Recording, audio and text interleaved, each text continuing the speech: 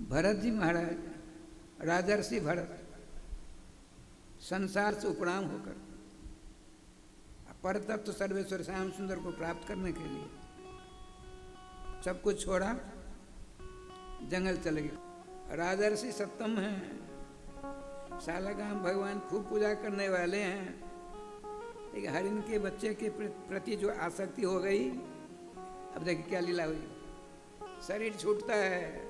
भगवान श्री कृष्ण गीता में कहते हैं, यम जम बाप स्मरण भावम तेजत्यंत कलेबरम तम तम वेति कौन सदा तद भावित।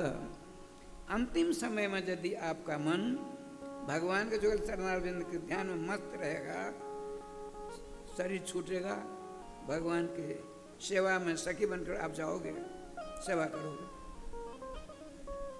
कहीं लड़के बच्चे की तरफ चला गया मन, तो उसका बेटा बनो, चाहे उसका कुत्ता बनो, चाहे उसके घर की छिपकली बनो, बनना पड़ेगा। मृत्यु की वेला में जिस भावना से भावित अंतःकरण होगा, वैसे ही रूप में हमको आपको मिलेगा।